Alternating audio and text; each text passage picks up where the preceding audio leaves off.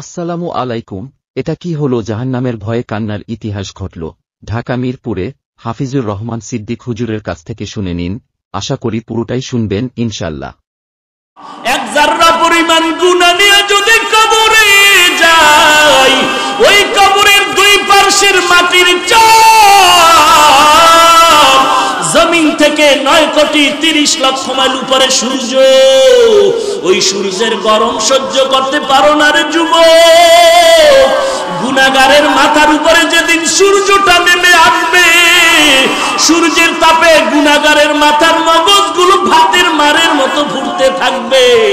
ওই সময় সহ্য কেমনে করবি? একটা বেতের বাড়ি দিলে সহ্য করতে পারি না। যদি গুনাহগার হয়ে কবরে যায়, ফেরেশতাদের আঘাত কেমন করে সহ্য করব?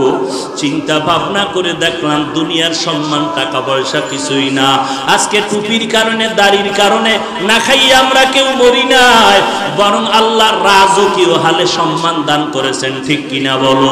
হাজী ইমদাদুল্লাহ মুহাজির মক্কি রহমাতুল্লাহ আলাইহি যত কিতাব খুলে দেখে কোনো লেখা নাই, সব সাদা সাদা সাদা। আবার সামনে কিতাব খুলে সাদা, কোনো লেখা নাই। এইভাবে করে করে করে করে কোন কিতাবগুলো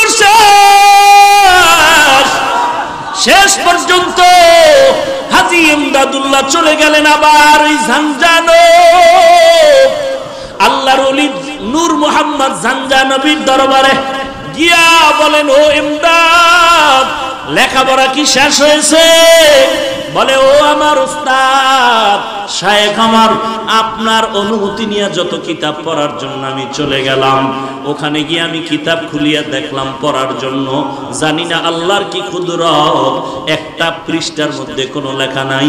যেটা দেখি কেলাপ সব কিতাবগুলো সাদা সাদা সাদা।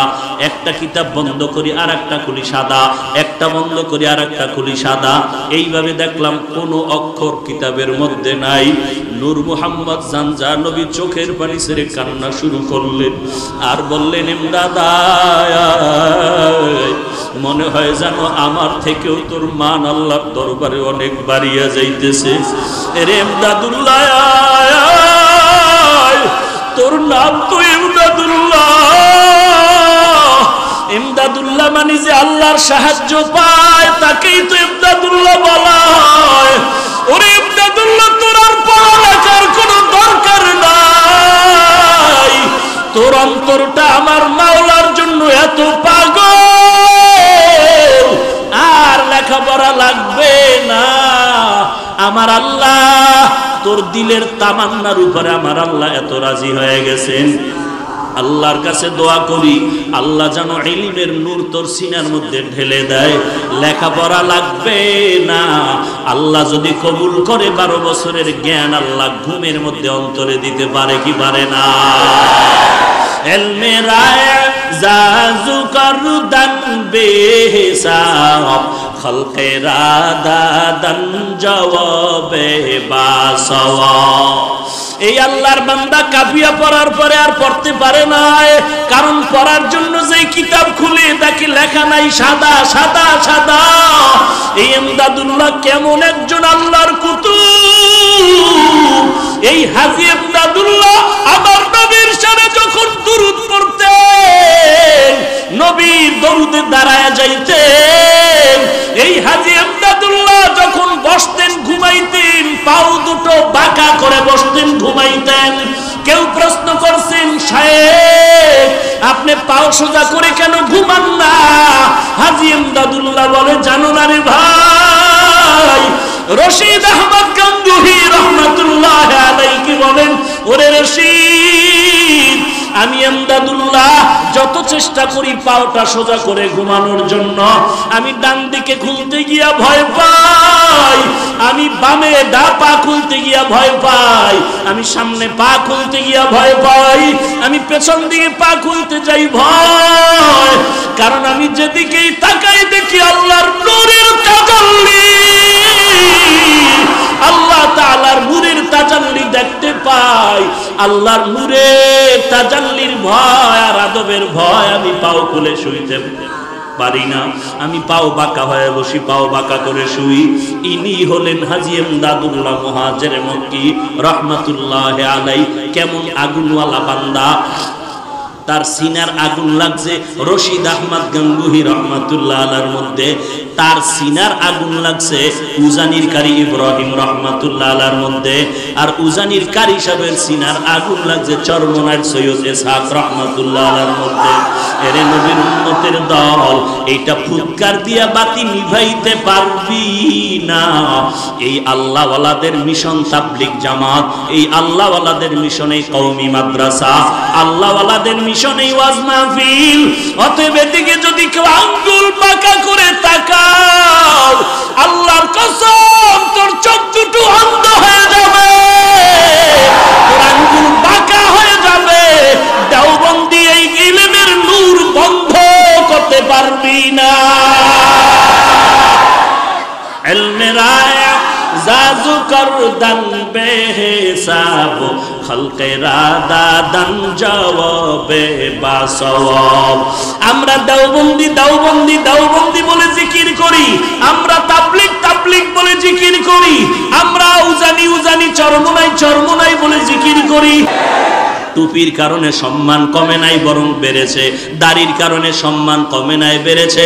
টুপির কারণে সম্মান কমে নাই, বেড়েছে। কোরআন পড়ার কারণে সম্মান কমে নাই, বেড়েছে। সার্টিফিকেট না থাকার কারণে সম্মান কমে নাই, বেড়েছে। অতএব এখন দুনিয়ার জিন্দেগি পাইলাম, আখিরাতের জিন্দেগি যেন নষ্ট হয়ে না যায়, এই জন্য গুনাহের পথেও যাই না। আজকে যদি শার্ট প্যান্ট টাই লাগাইয়া একটা হারমোনিয়াম নিয়ে রাস্তায় গান গাইতাম, কে আমার গান না শুনতো? কিন্তু না না, দুনিয়াটা কিছুই না। এখানে আসছি, ঘর পর্যন্ত যাওয়ার গ্যারান্টি কারো হাতে নাই। চোখ দুইটা বন্ধ করে তাকায় দেখলাম, লেখাপড়ার জীবনে কত বন্ধু বান্ধব ছিল, আজকে নাই। লেখাপড়া খেলার মাঠে কত বন্ধু নিয়ে আড্ডা দিছিলাম, আজ অনেকেই নাই। এমন একটা দিন খবর আসবে তুমিও নাই, জমিনের মধ্যে আমিও নাই। এরে আল্লাহর বান্দা, মরণ থেকে পালানোর কোনো সুযোগ নাই। অতএব পায়ে হাত রেখে বলি, রে যুবক, পা দুটো আগায় দাও। আমি পায়ে হাত রেখে বলি, আর নবীর কাদাস রে যুবক, তোর মতো যুবক স্কুলে পড়ে, কলেজে পড়ে, নামাজ বাদ দেয় না, নাই? তোমার মতো যুবক কোটি টাকার ব্যবসা করে, হালাল খায় হারাম খায় না, অভাব নাই। তোমার মতো যুবক ব্যবসা করে, মিথ্যা কথা বলে না, অভাব নাই। তোমার মতো যুবক ড্রাইভারি করে, নামাজের সময় নামাজে দাঁড়ায় যায়, অভাব নাই। তোমার মতো যুবক সন্তান ব্যবসা করে, শ্রমিকের কাজ করে, একক তো নামাজ বাদ দেয় না। বলো তুমি কেন পারবা না? চোখ দুইটা বন্ধ করে একটু তওবা করো। এরে আল্লাহর বান্দা, বালিশে মাথাটা লাগায় যখন ঘুমাও, অন্তরকে জিজ্ঞাসা কর, কত মানুষ ঘুমের ঘরেও তো মরে যায়। তোমার আমার যদি ঘুমের ঘরে আজরাইল এসে হাজির হয়ে যায়, কি জবাব দিবি রে যুবক? পা দুটো আগায় দে। আমি পায়ে হাত রেখে বলি, গুনাহের কাজ করিস না রে যুবক, তওবা কর, তওবা কর, আল্লাহর কাছে তওবা কর। আর চোখের পানি ছেড়ে কান্না করার, আল্লাহকে ডাক দে রে মালিক, আর জীবনে গুনাহ করব না রে আল্লাহ, কবরের আযাব সহ্য করতে পারবো না রে আল্লাহ, গুনার কারণে জাহান্নামের আগুন সহ্য করতে পারবো না রে আল্লাহ, তুমি আমাকে মাফ করে দাও। আজকে থেকে তওবা করতেছি, আর নামাজ ছাড়বো না, আর দাড়ি কাটবো না, মা বাবাকে কষ্ট দিব না, আর কোনোদিন আল্লাহওয়ালার বিরোধিতা করব না, আর উলামায়ে কেরামের বিরোধিতা করব না, কারো গীবত শিকায়ত করব না, আর দেশের বিরুদ্ধে জাতির বিরুদ্ধে ষড়যন্ত্র করব না। আজকে থেকে সহিভাবে ওই কোরআনটা পড়ব। হাজারো হাজারো মানুষ এ জমিনের মধ্যে আছে, একটা মানুষের এত দাম নাই কোরআনওয়ালা বান্দার যত দাম। কোরআন এমন একটা কিতাব, যে কিতাবের মধ্যে কোনো ভুল নাই, বরং এই কিতাবের মধ্যে ভুল থাকা তো দূরের কথা, ভুলটা থাকা আছে না নাই সন্দেহ করিয়া খুঁজতে গিয়া হাজারো হাজার বেঈমান কালেমা পড়ে মুসলমান হয়ে গেল। দুনিয়াতে যত কিতাব আছে, যে কোনো কিতাবের সবক একবার দুইবার তিনবার শুনতে ভালো লাগে, এরপর আর মজা লাগে না। বরং আল্লাহর কালাম বান্দা যতবার বলবে, কণ্ঠ ভালো সুর ভালো, তত মজাই লাগে। কথা ঠিক নি? আলহামদুলিল্লাহি রাব্বিল আলামিন আর রহমানির রহিম মালিকি ইয়াউমিদ্দিন ইয়্যাকা না'বুদু ওয়া ইয়্যাকা নাস্তাঈন ইহদিনাস সিরাতাল মুস্তাকিম সিরাতাল লাযীনা আন'আমতা আলাইহিম গায়রিল মাগদুবি আলাইহিম ওয়ালাদ-দাল্লিন।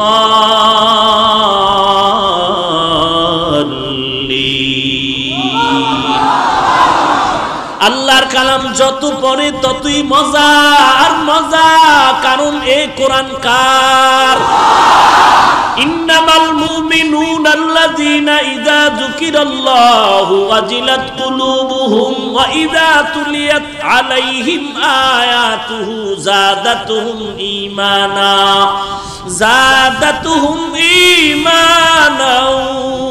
ওয়া আলা রাব্বিহিম ইয়াতাওয়াক্কালুন।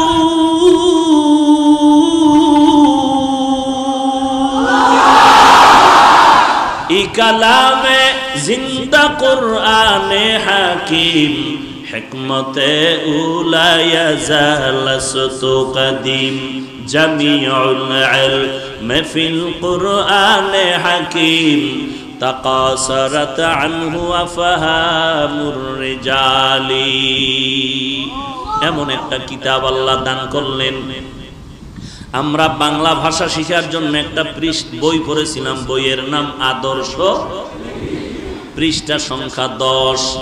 এরে আল্লাহর বান্দা, আল্লাহ সবাইকে জ্ঞান দান করছেন, জ্ঞান খাটা একটু চিন্তা করে জবাব দাও। মানুষকে আল্লাহ চিন্তা করার মতো মেধা দান করছেন, কোনো পশুকে আল্লাহ দান করেন নাই।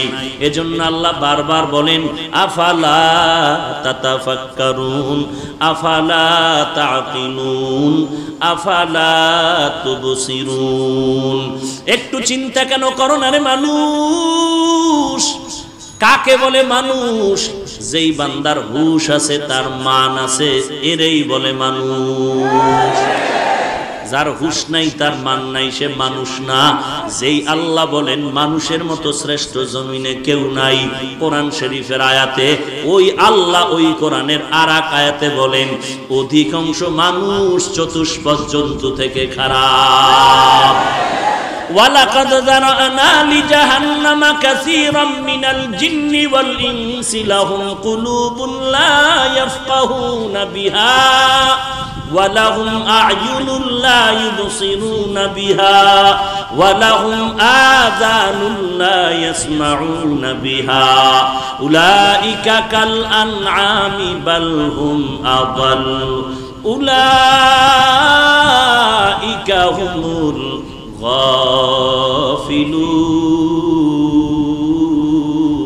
গাফিলুন।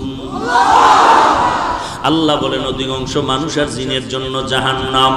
যাদেরকে আমি আল্লাহ আকল দিলাম, আকল দিয়া চিন্তা করে না, কলব দিয়া ফিকির করে না। আমি আল্লাহ কান দিলাম শ্রবণ করার জন্য, যা শুনতে বলছি তা শুনে না। আমি আল্লাহ চক্ষু দান করলাম দেখার জন্য, যা দেখতে বলছি বান্দা তা দেখে। মা বাবারে দেখবি, বান্দা মা বাবারে দেখে না। আল্লাহর কোরআন দেখবি, আল্লাহর বান্দা কোরআন দেখে না। 24টা ঘন্টা ঘুমের টাইম ছাড়া শুধু মোবাইল দেখে। কি দেখে? কি সওয়াবের জিনিস দেখে? হ্যাঁ, এরে আল্লাহর বান্দা, আল্লাহ বলেন এমন অধিকাংশ মানুষগুলো জাহান্নামী, চতুষ্পদ জন্তু থেকে খারাপ। চতুষ্পদ জন্তু গরু ছাগল ভেড়া বকরির দিকে তাকাও, এদের 24টা ঘন্টার কর্মসূচি ঘুমাইবে আর খাইবে আর বাথরুম। আর কোন চিন্তা আছে? শুধু খানা, ঘুম আর বাথরুম। এরে আল্লাহর গোলাম, তোমারও যদি এমন হয় তুমি সময় পাইলেই ঘুমাও, সময় পেলেই তুমি খানার ধান্দায় দৌড়াচ্ছ, রাতের বেলাও খানার ধান্দা, রিজিকের ধান্দা, কেমনে বড়লোক হওয়া যায়, কারে আঙ্গুল দেওয়া যায়, কার ক্ষতি করা যায়, কার সম্পদ নষ্ট করা যায়, কার হক নষ্ট করা যায়, কার টাকা চুরি করা যায়, কার টাকা ডাকাতি করা যায়, কার উপরে জুলুম করা যায়। 24টা ঘন্টা তুমি ফিকির করো তুমি কার ক্ষতি করিয়া বড়লোক হয়ে যাইবা। তোমার 24টা ঘন্টা খানার চিন্তা, এরপরে ঘুমের চিন্তা, আর তোমার বাথরুমের চিন্তা। যদি এমনটাই তোমার কর্মসূচি হয়, তোমার জ্ঞান দিয়া জবাব দাও, গরুর মধ্যে আর তোমার মধ্যে ব্যবধান কোথায়? গর্ব সুরত আদমি সাবুদে আহমদবু জাহলো হামেক সাবুদে আদমিরা আদমিয়ত লাজমাস উদেরা গরবুনা বাশদ হে জমাস। সামলে মহা মুসিবত। ভাইরা আমার, আল্লাহ রাব্বুল আলামিন বলেন কোরআন এমন এক দামি কিতাব, যেই বান্দা একটা অক্ষর পড়বে সাথে সাথে 10টা নেক লেখা হয়ে যাবে।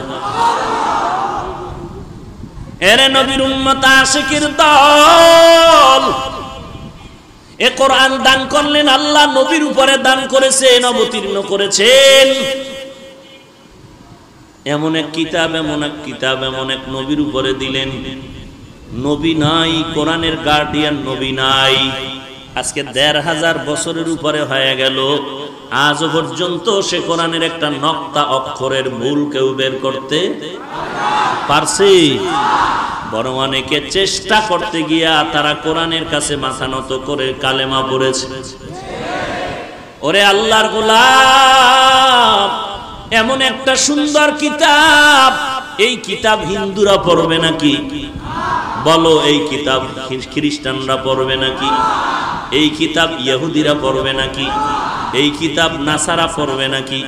এই কিতাব বৌদ্ধরা পড়বে নাকি? কারা পড়বে?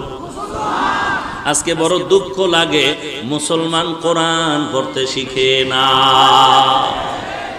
কোথায় গেল সেই দিনের ফজরের নামাজের পরে মক্তবে কোরআনের আওয়াজ?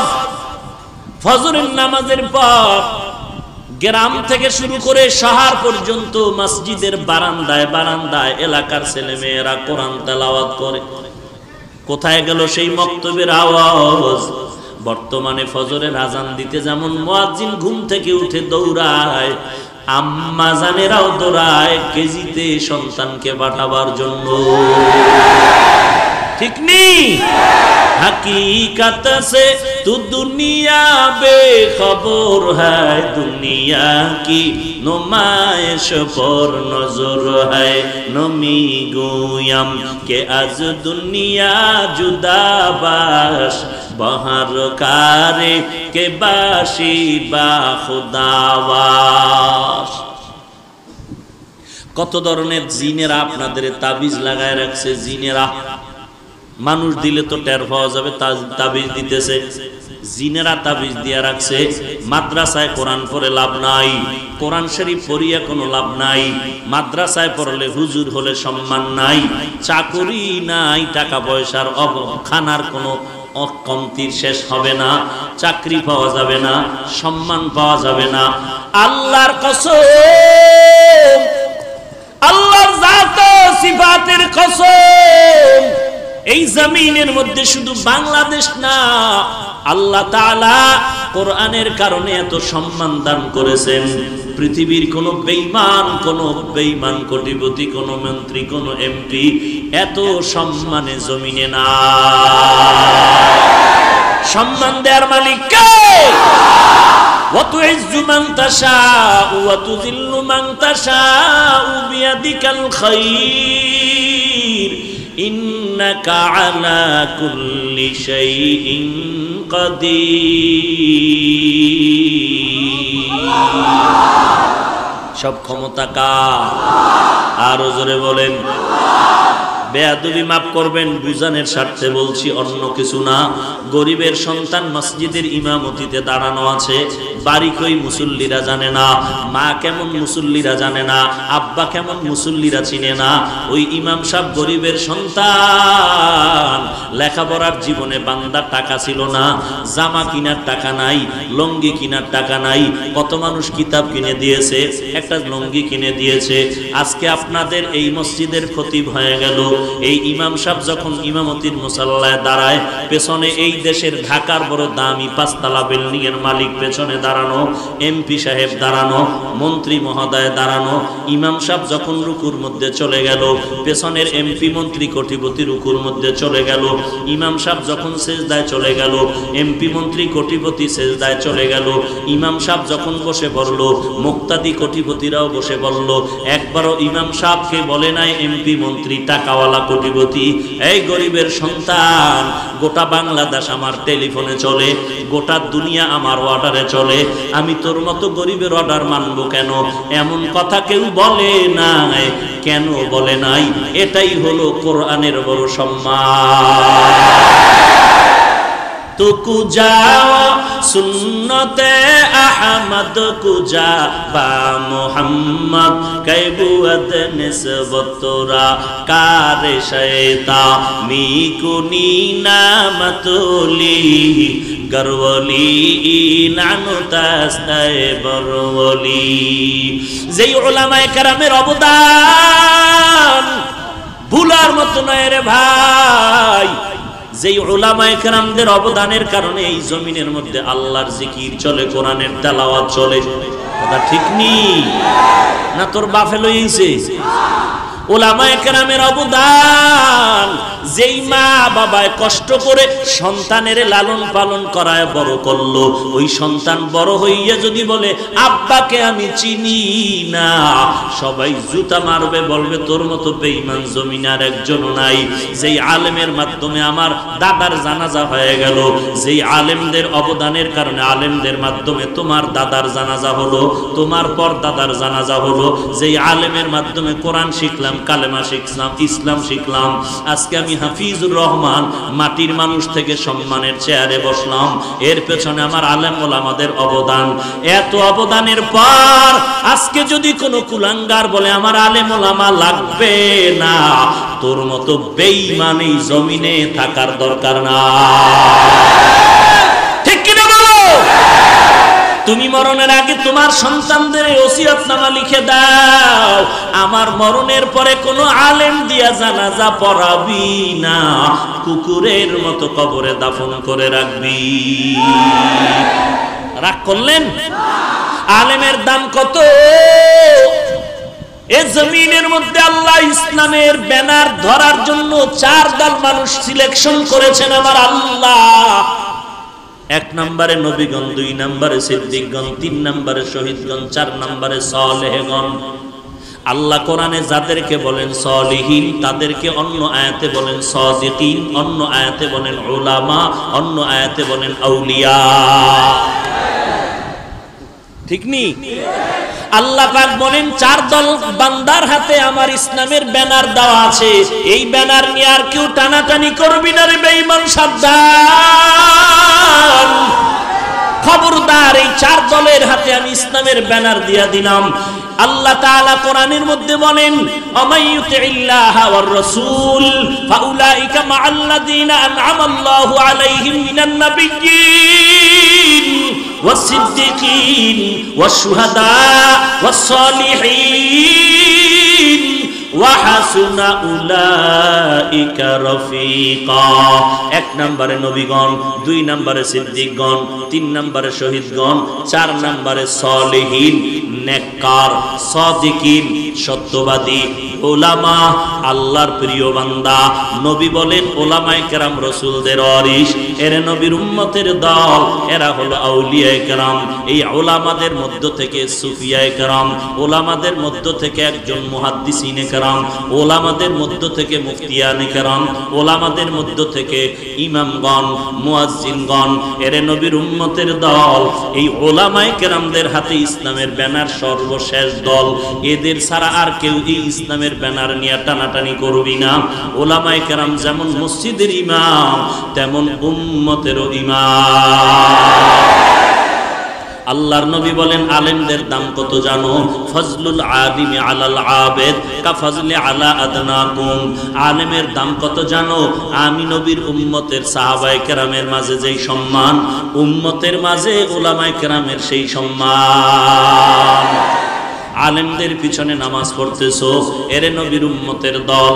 আল্লাহর নবী অন্য হাদিসের মধ্যে বলেন, ফাকিহুন ওয়াহিদুন আশাদ্দু আলা শাইতানি মিন আলফি আবিদ। 1000 বান্দা মূর্খ ইবাদত করে। কয় হাজার?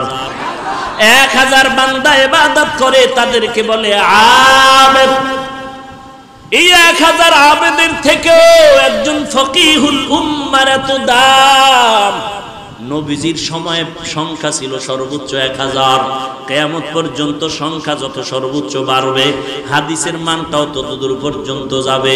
ওই সময় ছিল 1000, এখন গণনা হলো 1 লাখ, 1 কোটি, 1 মিলিয়ন, ট্রিলিয়ন, বিলিয়ন। তাহলে হাদিসের অর্থ কি হবে? 1000 আবেদের থেকে একজন আলেমের দাম বেশি।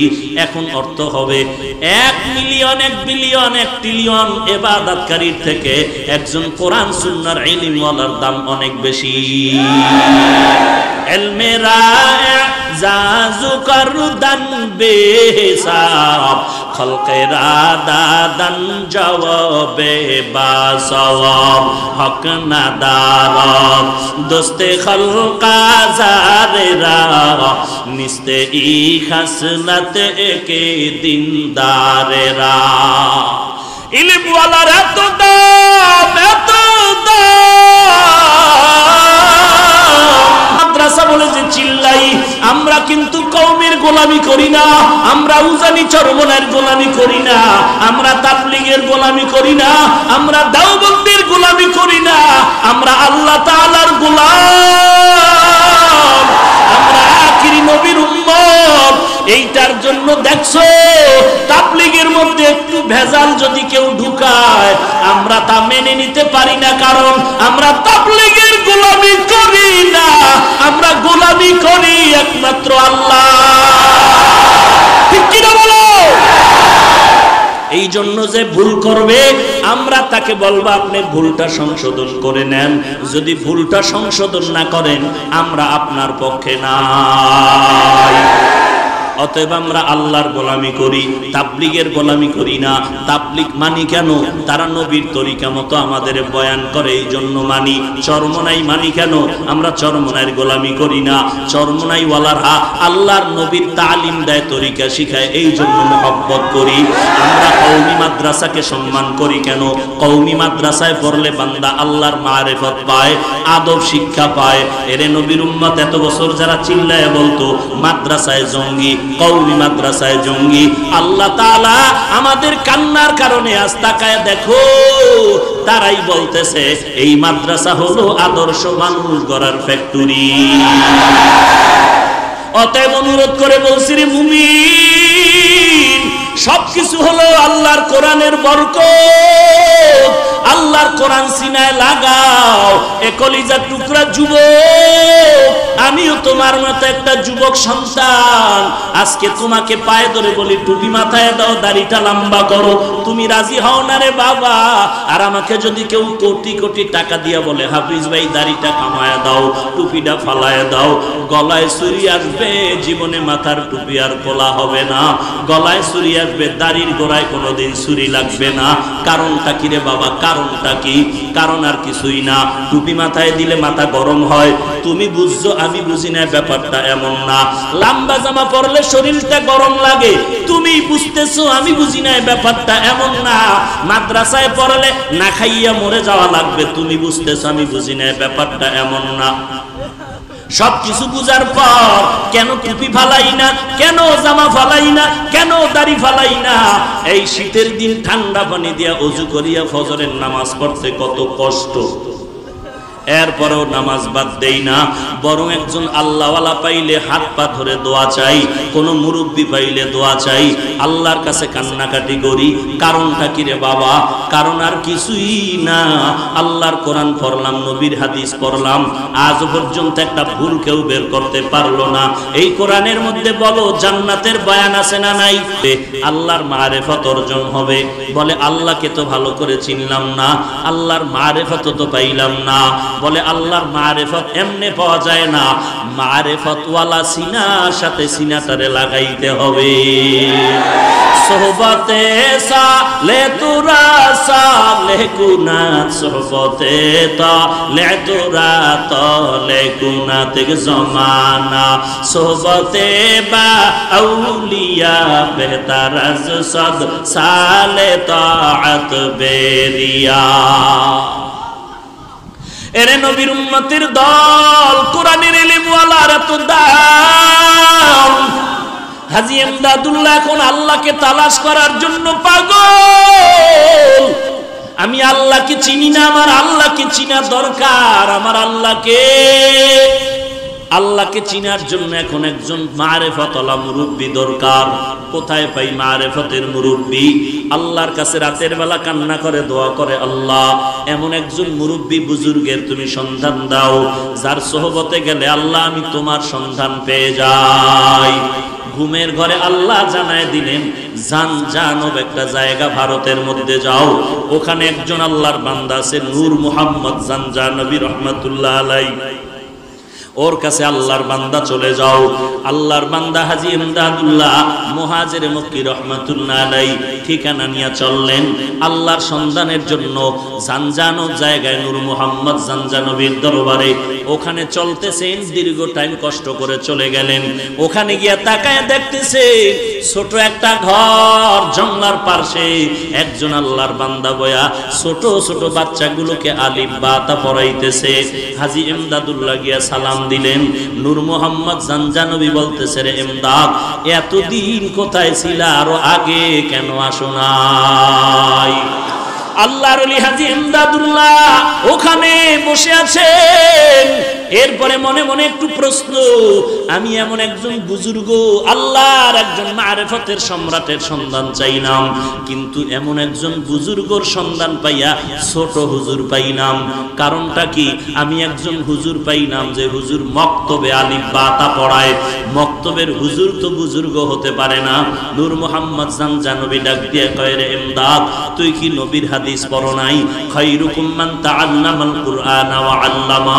আল্লাহর নবী বলতেছেন, জমিনের মধ্যে সবথেকে বড় দামি ওই ব্যক্তি, শ্রেষ্ঠ ওই ব্যক্তি যে কোরআনের ইলম নিজেও শিখে অন্যদেরও শিখায়।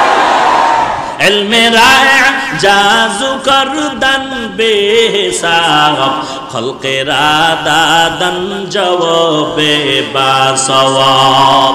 আল্লাহর কোরআনের ইলম কত দামি! এরে আল্লাহর বান্দা, আল্লাহর কোরআনের ইলমের কারণে আজকে মানুষের এত দাম। আল্লাহর কোরআন ইলম, আল্লাহর কোরআন মক্কায় নাজিল হওয়ার কারণে মক্কার দাম, আল্লাহর কোরআন মসজিদে থাকার কারণে মসজিদের দাম, আল্লাহর কোরআন আমি বান্দার সিনার মধ্যে থাকার কারণে আমার দাম। হাটহাজারীর হুজুর হেলিকপ্টারে দৌড়ায়, চরমনার হুজুর হেলিকপ্টারে দৌড়ায়, হাফিজুর রহমান হেলিকপ্টারে দৌড়ায়। সমালোচনা করিস না রে বাবা, বান্দা আমার 14 গোষ্ঠীরে বিক্রি করলো, হেলিকপ্টারের ভাড়া হবে না। তো আল্লাহ এত সম্মানের জায়গায় কেন নিলেন? হাফিজুর রহমান দৌড়ায় না, আল্লাহর কোরআনের সম্মান ওখানে দেখা।